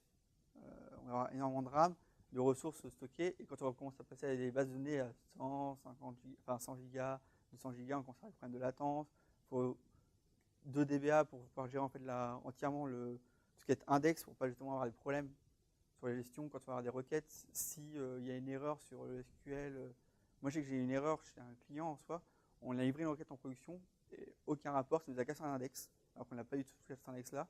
Et les performances du SQL Server sont retournées à 100% directement le lendemain. Impossible de trouver pourquoi.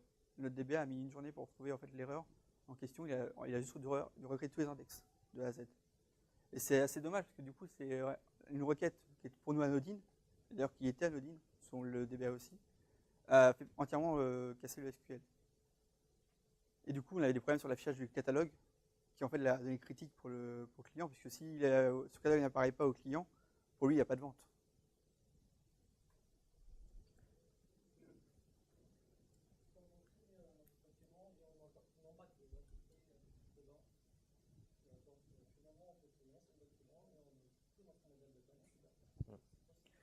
C'est possible, mais je pense que c'est un gros risque.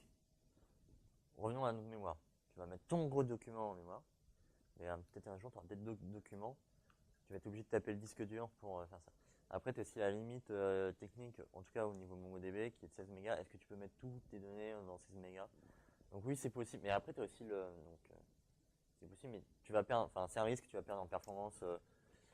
Si tu récupères ton document qui est énorme, tu vas avoir beaucoup de volume de données à transiter sur le réseau, etc. Donc pareil, tu vas perdre en performance. Il faut choisir la bonne granularité. C'est comme la question en fait de base, est-ce que tu mets tout quand tu démarres ton application, ton site web, est-ce que tu mets toute ta base de données en cache quoi? C'est un peu le même principe, c'est pas super performant et du coup, un problème dessus. Il y a une question derrière du coup.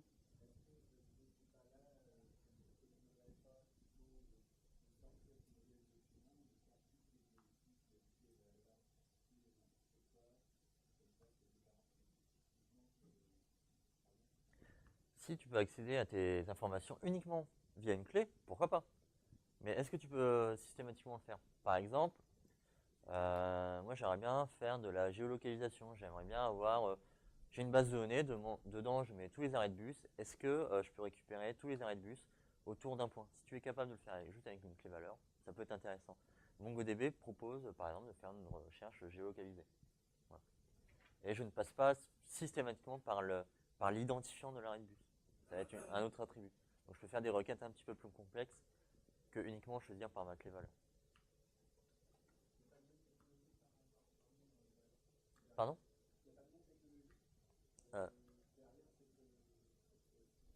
La géolocalisation, c'est recherche géospatiale. Ah, mais après, oui, tu peux peut-être calculer via les coordonnées tous les points et te créer une clé. Parce que de toute façon, MongoDB passe par un index, donc il marche aussi par système de clé.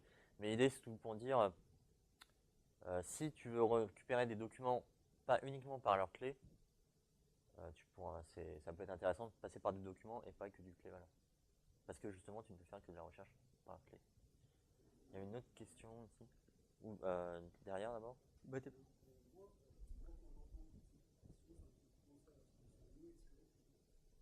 Oui.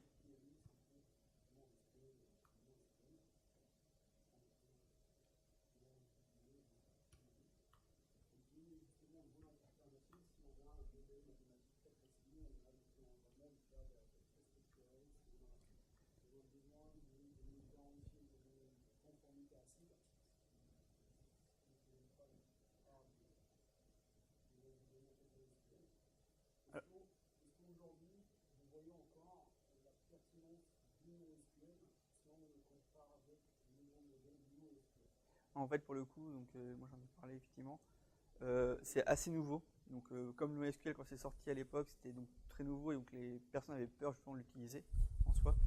Comme tu soulignes aussi, faut un modèle assez précis sur la structure, comment tu vas la voir et comment tu vas la gérer. C'est vraiment ce qui fait peur pour la mise en place derrière. Et on n'a pas encore le recul de savoir si c'est périn comme solution ou pas périn.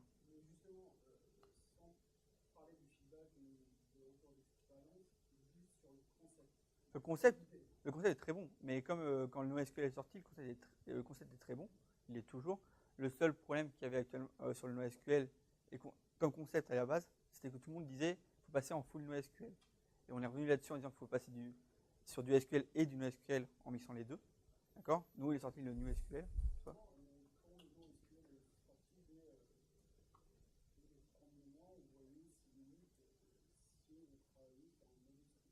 Oui.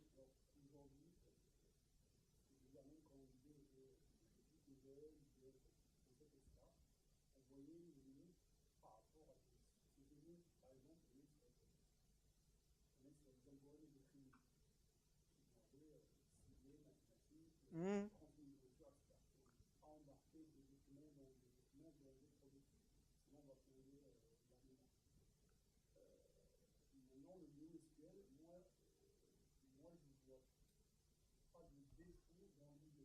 Oui, non, oui. Là.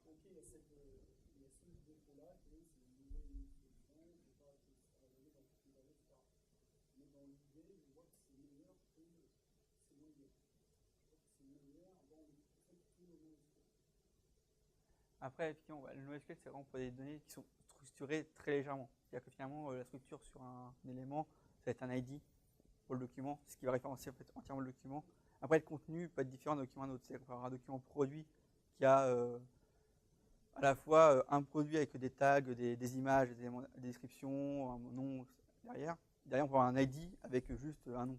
Il n'y a rien d'autre dedans. Et nous, ça ne va rien changer niveau, la structure de données derrière. On ne va pas devoir la recréer pour ça. Donc c'est là que ça devient intéressant, c'est qu'en fait, on n'a pas une vraie structure de données qui est figée dans le temps. Comme l'a montré David, en fait, c'est que quand on parle des éléments un par un, et c'est même par document, on parle des éléments, un qui a une description, un qui n'en a pas. C'est permet d'avoir finalement des données qui sont structurées très légèrement en soi. C'est pas une vraie structure. Et c'est vrai que pour votre besoin, c'est peut-être pas la meilleure solution du coup, parce que vous avez besoin de plus de structures associées.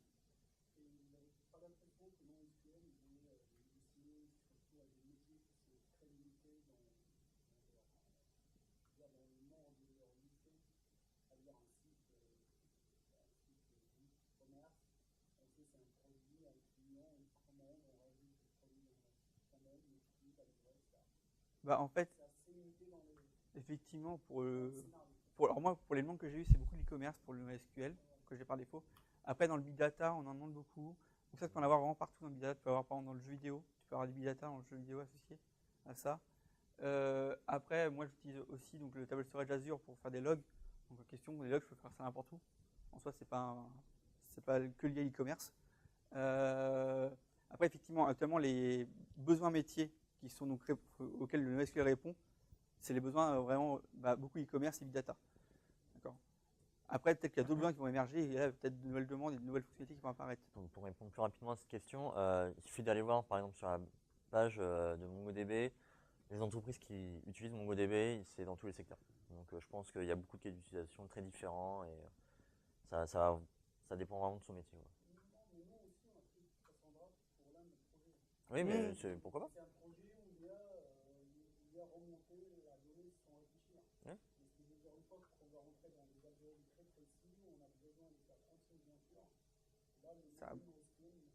Oui, voilà. C'est possible, il n'y a pas de problème à ça. C'est pas la réponse à tout. On va encore prendre une ou deux questions. Deux.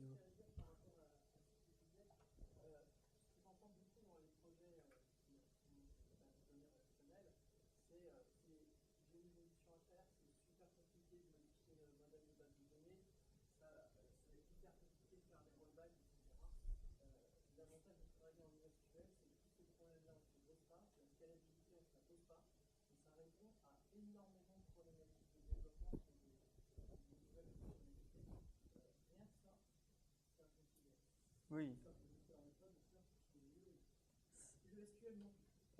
Voilà, c'est ça en fait. Il n'y a pas. C'est pas tout blanc, tout noir.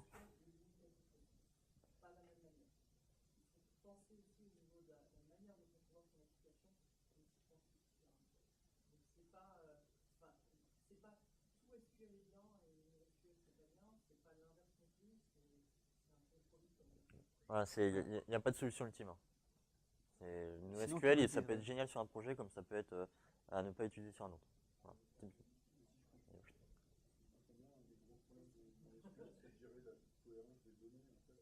Ça peut être un de tes problèmes. Ça peut être un problème, parce qu'effectivement, comme les données ne sont pas liées entre elles, en soi, c'est assez. Par exemple, même si on fait sur MongoDB une réplication de documents, et qu'on dit qu'on a un produit qui va être associé sur deux différents documents, même produit, quand on va faire une modification, c'est sur les deux documents en question. Donc finalement, c'est vrai que c'est un problème au niveau du développement de l'application. Mais après, c'est le gain de performance qu'on a sur le site qui est surtout important, en tout cas pour un cas e-commerce. Okay.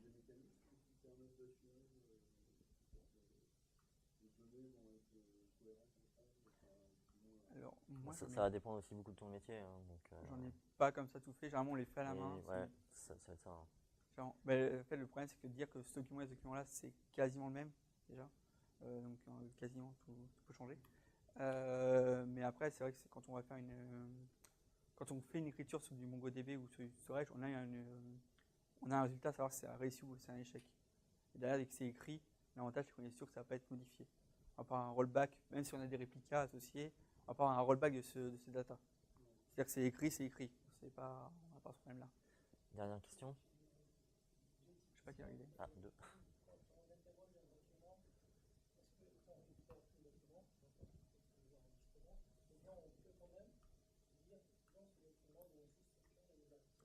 Alors, dans le cas de MongoDB, tu peux récupérer un document, donc ce sera ton document. C'est pas, tu n'es pas obligé de récupérer un ensemble de documents, hein. Tu peux vraiment récupérer un document spécifique. Après, tu peux aussi très bien dire, dans ce document-là, tout ne m'intéresse pas et je veux récupérer que ces informations-là. Par contre, attention, on va prendre un exemple d'un fiche produit, j'ai le nom, son historique, ses photos. Je peux très bien dire, sur ce document-là, je veux récupérer que le nom et les photos, pas l'historique. Par contre, il n'est pas possible de dire, je veux récupérer que les photos. Tu vas forcément avoir la structure du document global, peut-être avec que les photos, mais ce ne sera pas les sous-documents photos à part, hors de la structure du document parent. Et de mémoire, en fait, Donc tout ce qui est embarqué, tu le remontes. pour le mémoire, les tests que j'avais fait, quand tu veux récupérer une sous-partie de document en question, tout le document est chargé en mémoire. Donc tu le charges quand même entièrement en mémoire. Donc si tu te dis que tu ne veux pas récupérer l'historique entier qui peut consommer le plus de data, tu vas quand même devoir le monter en mémoire. Donc niveau performance, c'est pas le meilleur en fait. Pour le gain de temps entre récupérer une sous-partie du document ou tout le document, elle est tellement infime en soi que c'est plus le côté de la désagrégation côté de ton application qui va jouer plus qu'autre chose. De quoi?